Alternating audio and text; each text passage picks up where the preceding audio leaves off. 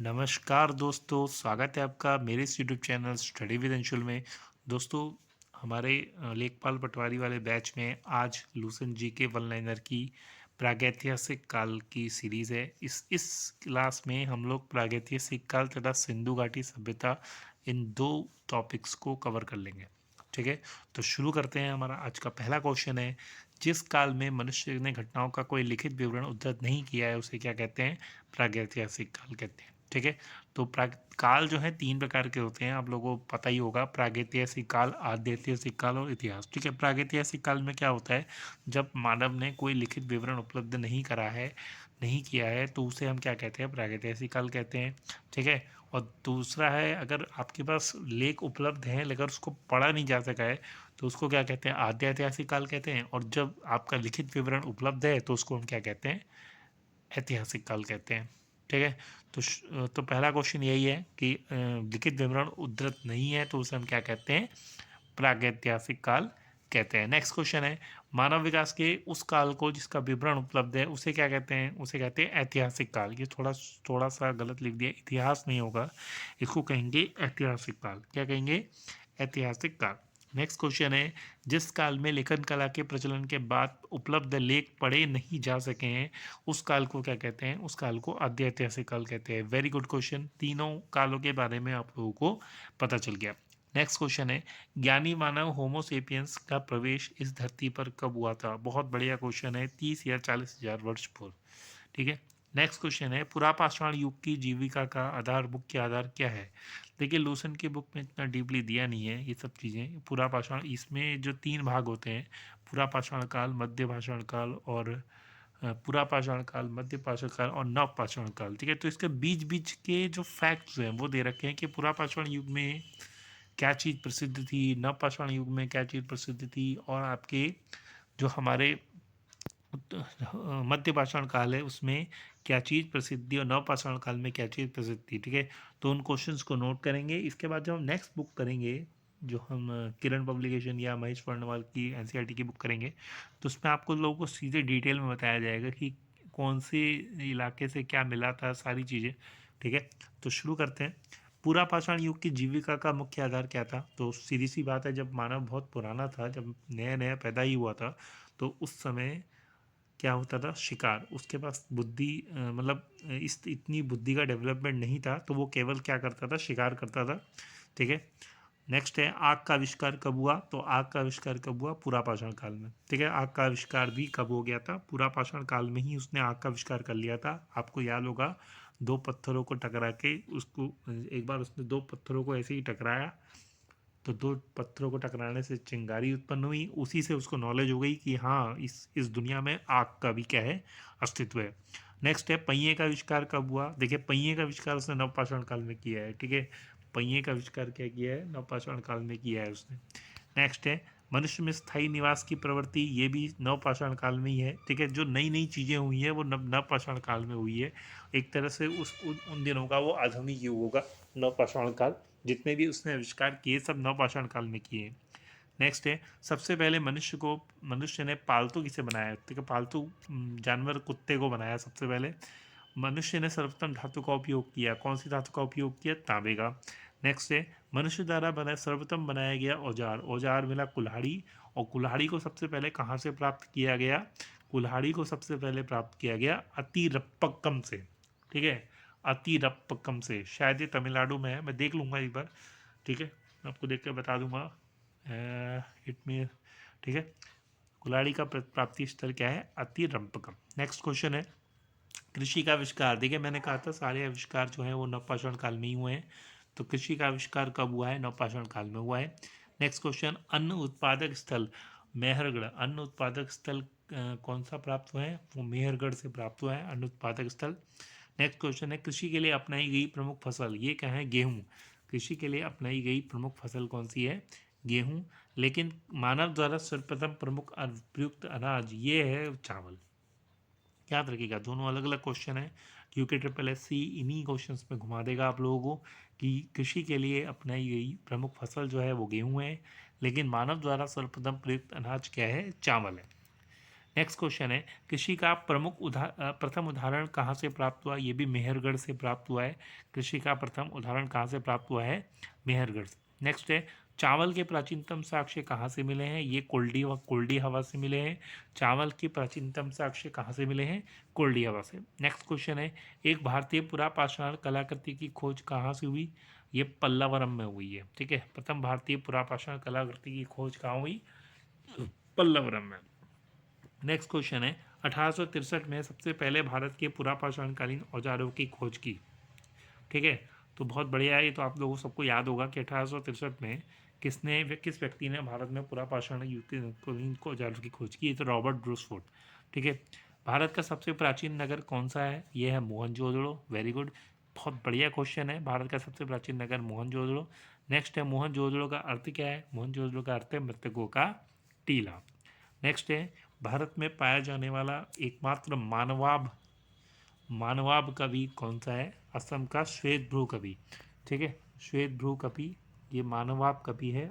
कहाँ पाया जाता है? असम में। चलिए बढ़ते हैं नेक्स्ट स्लाइड की तरफ। नेक्स्ट स्लाइड क्या कहती है?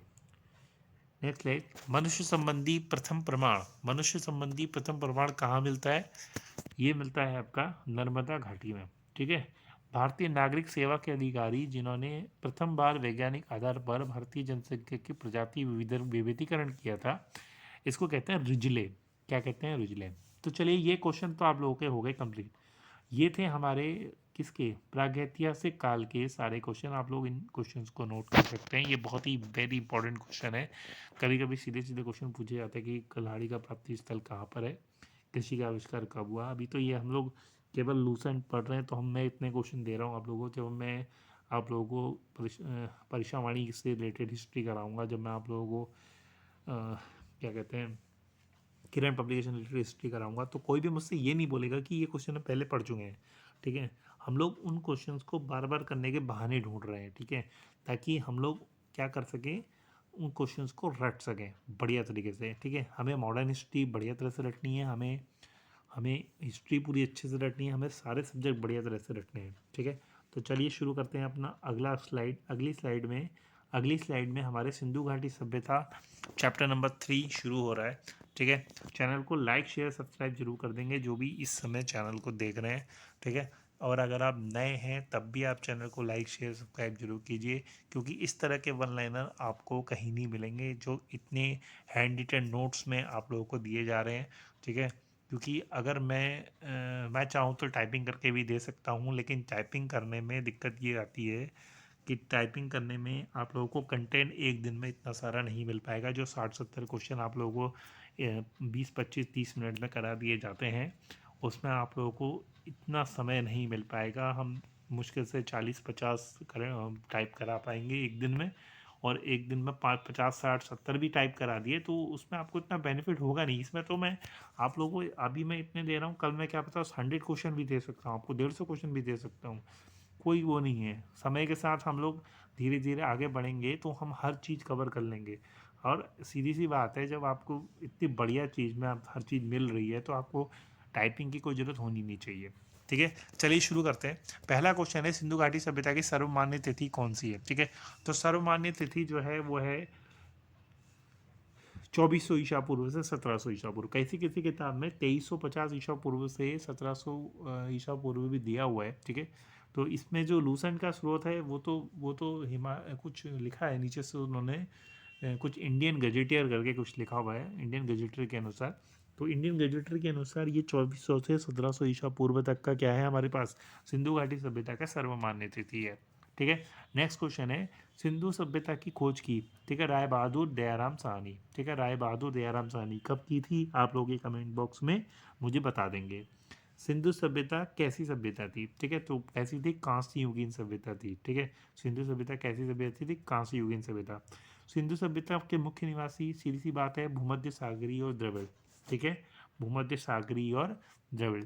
सिंधु सभ्यता के सबसे पश्चिमी स्थल कौन सा है? सीधी सी बात है सुत्कांगेडोर और बलूचिस्तान दोनों ही कहाँ हैं? सुत्कांगेडोर किस में है? बलूचिस्तान में है। और ये कहाँ पर है? पाकिस्तान में पड़ता है। कहाँ पड़ता है? पाकिस्तान में। पूर्वी पुरास्थल सिंधु सभ्यता ये आलमगीरपुर है, और आलमगीरपुर कहाँ पड़ता है? यूपी में पड़ता है, ठीक है। और यूपी कहाँ है? यूपी तो आपको पता ही है भारत में है। और कौन सी नदी के किनारे हैं? हिंडन नदी के किनारे हैं, ठीक है। नेक्स्ट है उत्तरी पुरास्थल सिंधु सभ्यता में कहाँ पड़ता है? तो ये चिनाब नदी पर, मादा, जम्मू कश्मीर, ठीक है, चिनाब नदी पर, मादा, जम्मू कश्मीर। नेक्स्ट है दक्षिणी पुरास्थल सिंधु सभ्यता, ये है गोदावरी नदी पर, दाइमाबाद, ठीक है। तो आप लोगों को दो चीज़ें याद रखनी है, एक तो माता याद रखना है, एक गोदावरी याद रखना है, ठीक है, क्योंकि इनमें ही वो ज़्यादातर कंफ्यूज करेंगे एग्जाम में, ठीक है। सैंधव सभ्यता कैसी सभ्यता थी? तो ये नगरीय सभ्यता थी। सैंधव सभ्यता के परिपक्व नगर कौन से हैं? ये 6 हैं। मोहनजोदड़ो, हड़प्पा, गढ़वारीवाला, धौलावीरा, राखीगढ़ी, कालीबंगन, ये 6 बड़े नगर हैं, ठीक है। मोहनजोदड़ो, हड़प्पा, गढ़वारीवाला, धौलावीरा, राखीगढ़ी और कालीबंगन। नेक्स्ट है स्वतंत्रता प्राप्ति के पश्चात हड़प्पा संस्कृति के सर्वाधिक स्थल कहाँ मिले हैं? वो मिले हैं गुजरात में। कहाँ मिले हैं?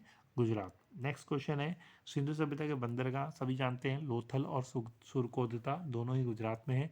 लोथल और सुरकोदता ये कहाँ है? ये सिंधु सभ्यता के बंदरगाह थे। सैंधव सभ्यता की सबसे बड़ी इमारत सब जानते हैं, स्नानागार है सबसे बड़ी इमारत।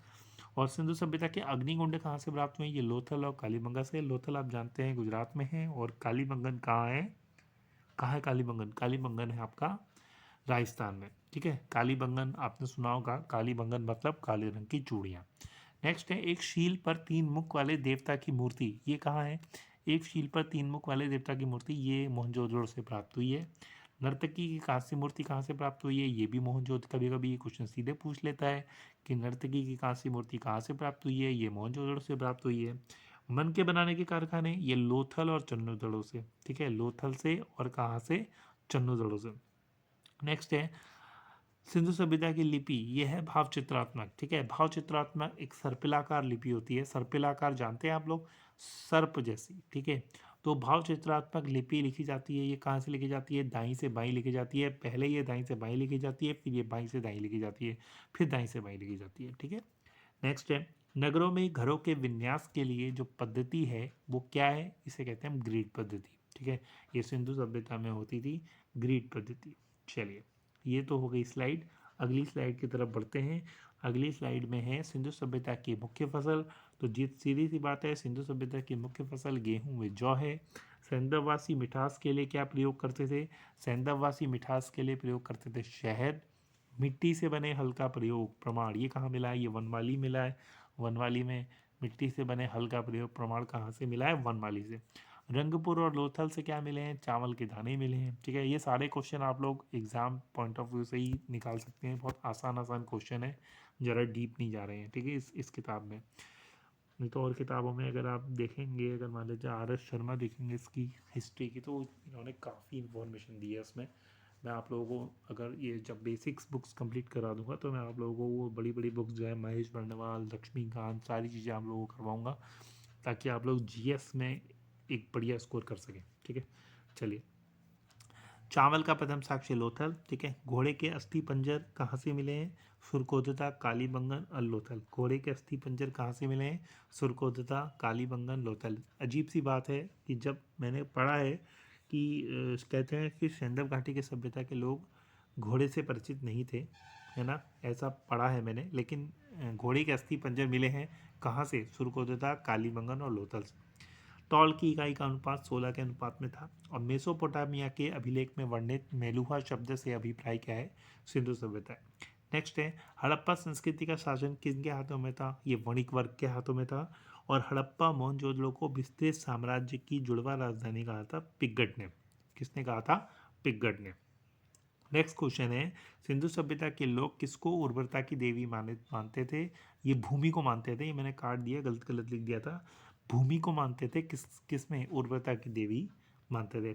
स्वस्तिक चिन्ह किसकी देन है? ये हड़प्पा सभ्यता की देन है स्वस्तिक चिन्ह। सिंधु सभ्यता में किसकी उपासना प्रचलित है? ये मातृ देवी की उपासना प्रचलित है। पशुओं में कौन सा पशु विशेष पूजनीय था? ये कुबड़ वाला सांड पूजनीय था। सैंधव सभ्यता कैसा था? तो सैंधव समाज कैसा था? सैंधव समाज था मातृ सत्तात्मक। कौन कैसा था?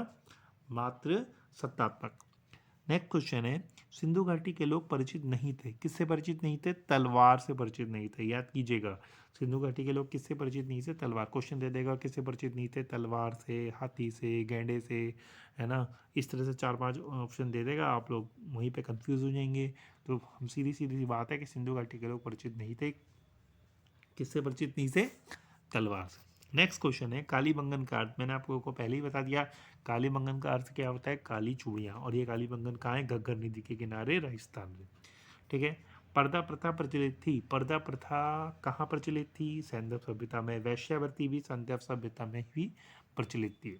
युग्म समाधियाँ मिलती हैं, कहाँ से मिलती हैं युग्म समाधियाँ? लोथल व कालीबंगा से। ठीक है, लोथल व कालीबंगा से युग्म समाधियाँ। युग्म समाधियाँ मतलब दो जोड़े में समाधियाँ होती थी, मतलब जो जिसको दफनाते थे उसके साथ किसी और को भी दफनाते थे। सैंधव सभ्यता में विनाश का प्रभावी कारण ये क्या है? बाढ़ है। ठीक है, याद कीजिएगा। आग में पकी हुई मिट्टी को क्या कहा जाता है? टेराकोटा कहा जाता है। आग में पकी हुई मिट्टी को क्या कहा जाता है? टेराकोटा कहा जाता है। ठीक है, तो ये कुछ प्रमुख स्थल, खोजकर्ता, वर्ष और स्थिति मैंने लिखे हैं, क्योंकि ये अलग से दिया हुआ था लुसेंट की बुक में।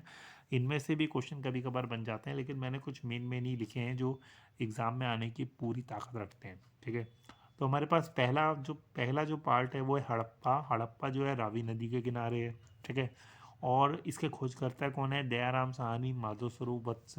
दो खोजकर्ता हैं, याद रखिएगा।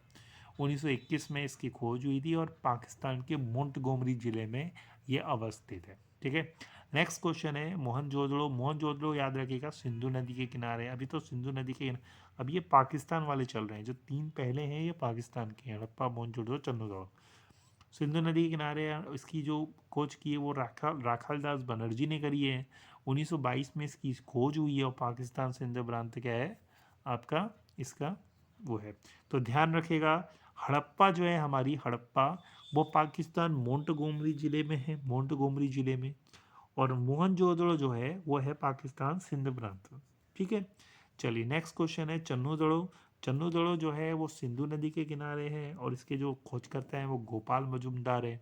ठीक है, इसकी जो खोज हुई वो हुई 1931 में और ये भी सिंध प्रांत में है। ठीक है, तो दो हमारे सिंध प्रांत में हो गए, एक है हमारे पास मोहनजोदड़ो, एक है हमारे पास चन्नूदड़ो।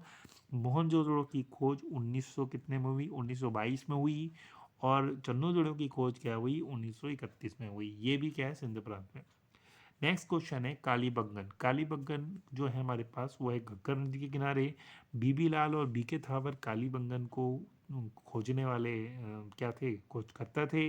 1953 में राजस्थान में इनका क्या हुआ? राजस्थान में ही अवस्थित है। कौन है? कालीबंगन। ठीक है, याद रखिएगा बीबी लाल और बीके थापर। आप ये देखिए, काली, काली में लॉ आ रहा है और यहाँ भी बीबी लॉ आ रहा है। ठीक है, ये इस तरीके से याद रखिएगा। ठीक है, या ऐसे याद रख लीजिए, कालीबंगन, ली ब। ठीक है ना, बीच के देखिए, बीच के ऑप्शन देखिए, बीच के ऑप्शन देखिए ली ब, ली ब। ठीक है, तो ली ब में देखेंगे तो यहाँ पे ली ब है, तो यहाँ पे बीबी है, यहाँ पे लॉ है, यहाँ भी बी है। ठीक है, तो इस तरीके से वो बना के आप लोग इसको याद कर सकते हैं। ठीक है, ली ब, तो बीबी लाल और बी के थापर। ठीक है, ली ब। अब नेक्स्ट है कोट दीजी। ठीक है, कोट दीजी ये भी सिंध प्रांत का है, पाकिस्तान का है। कोट दीजी सिंधु नदी के किनारे है और फजल अहमद इसके क्या है? खोज करता है। 1953 ही इसकी क्या है? डेट ऑफ वो है, खोज, डेट ऑफ स्थिति, डेट ऑफ खोज। और यहाँ पे सिंध प्रांत में ही क्या है हमारे पास अवस्थित है। ठीक है, कोट दीजी। तो कोट दीजी के क्या है? फजल अहमद है, इनको याद करना पड़ेगा आप लोगों को।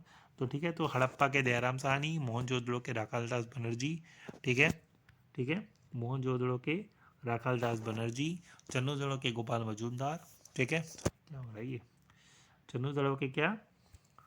एक मिनट,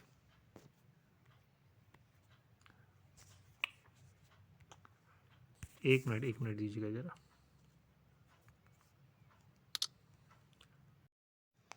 चलिए, वो थोड़ा स्क्रीन गड़बड़ हो गई थी। ठीक है, तो अगला वाला है रंगपुर। ठीक है, रंगपुर जो है वो मादर नदी के किनारे है। अभी रंगपुर याद करना बहुत आसान है। रंगपुर क्या है? रंगनाथ राव। ठीक है, रंग से रंग और रंगनाथ राव, इनकी भी जो डेट ऑफ खोज है वो है 1954, 53 और ये गुजरात में है। ठीक है, रोपड़ सतलज नदी के किनारे है, ये पंजाब में है, सीधी बात है। रोपड़ का है यज्ञदत्त शर्मा, इसकी भी 1953 से 56 है, याद रखिएगा 3 चीज़ें 1953 वाली आ गई, ठीक है। कोर्दी जी, रंगपुर और एक और ऊपर थी, देखते हैं, ये है हमारी क्या, कालीबंगन, ठीक है। ये 3 चीज़ें आपकी क्या आ गई, 1953 के करीब वाली आ गई हैं, ठीक है। लोथल, भोगवा, रंग, ये भी रंगनाथ राव है। रोपड़ का क्या था, एकदत्त शर्मा था, 1953-56 पंजाब।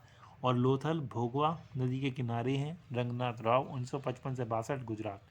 और लास्ट क्वेश्चन है, ये लास्ट क्वेश्चन है, ध्यान रखिएगा, आलमगीरपुर, ये तो आपको पता ही है, हिंडन है, ये भी एकदत्त शर्मा है, ठीक है, 1958 उत्तर प्रदेश। जो मेन है वो मैंने लिख दिए हैं, बाकी नीचे के ज़्यादा कुछ खास है नहीं, सुत्तांगे डोर, ठीक है, ओरेंटाइन की दाश्क, दाश्क नदी के किनारे है, ओरेंटाइन कुछ नाम है उनका, अब मेरे कुछ ज़्यादा इंपॉर्टेंट लगे नहीं तो मैंने उसको लिखे नहीं है, ठीक है, ठीक है। चलिए, तो ये था मेरा आज का क्लास, जो जीएस की क्लास थी। इसके बाद उत्तराखंड की क्लास होगी, फिर आज आपकी हिंदी की पहली क्लास होगी जिसमें आपको हिंदी का इतिहास पढ़ाया जाएगा, ठीक है, हिंदी का इतिहास क्या किया जाएगा, पढ़ाया जाएगा, ठीक है। तो चलिए मिलते हैं, अभी मिलते हैं 7:30 बजे, तब तक के लिए thank you, have a nice day. Channel को लाइक शेयर सब्सक्राइब जरूर कर दीजिएगा, एकमात्र चैनल है जो ग्रुप सी की बढ़िया तैयारी आप लोगों को करवा देगा।